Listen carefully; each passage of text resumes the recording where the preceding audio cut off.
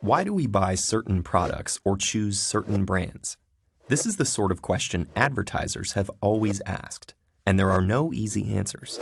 However, there is a handy tool that helps companies explore this and similar questions, and it's called the focus group. Until the 1940s, market research was often quantitative, using things like sales figures and customer polls to track consumption. But this changed during World War II. Sociologists Robert Merton and Paul Lazarsfeld set out to learn how unprecedented exposure to wartime propaganda was affecting the public. Instead of polling large numbers of people with straightforward questions and quantifiable answers, the researchers conducted in-person interviews, sometimes with small groups, engaging them in more open discussions. Later, this method was picked up by the advertising industry, with the help of consultants like Austrian-born psychologist Ernest Dichter, who first coined the term focus group. This new technique was a type of qualitative research, focused on the nature of people's preferences and thoughts. It couldn't tell marketers what percentage of people buy a certain product or brand, but it could tell them more about the people who do, their reasoning for doing so, and even the unconscious motivations behind those reasons. Rather than providing definite conclusions for business and sales, focus groups would be used for exploratory research, generating new ideas for products and marketing based on deeper understanding of consumer habits.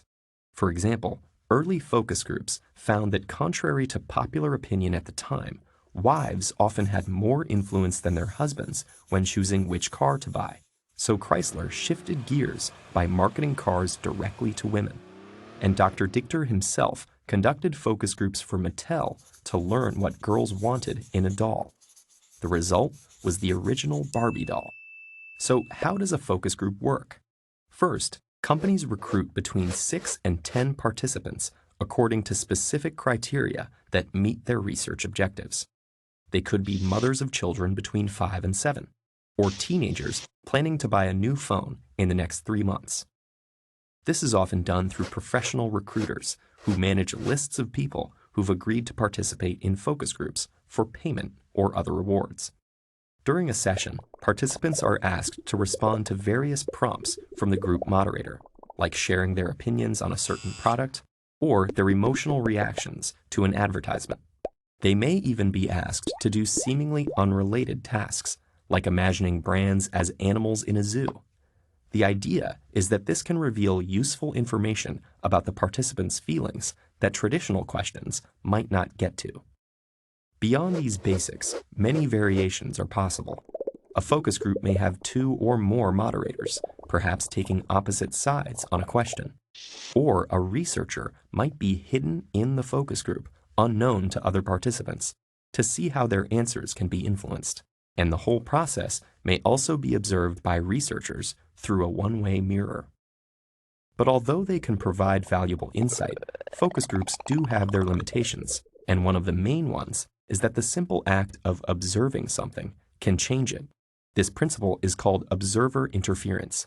The answers participants give are likely to be affected by the presence of the researchers, social pressure from the rest of the group, or simply knowing that they're taking part in a focus group. And because researchers often use a small sample size in a specific setting, it's hard to generalize their results. The findings that researchers do reach from focus groups are often tested through experiments and data gathering. Those put numbers on questions like how many potential customers there are and what price they'd be willing to pay. This part of the process changes as technology evolves. But focus groups have remained largely the same for decades. Perhaps when it comes to the big important questions, there's no substitute for people genuinely interacting with each other.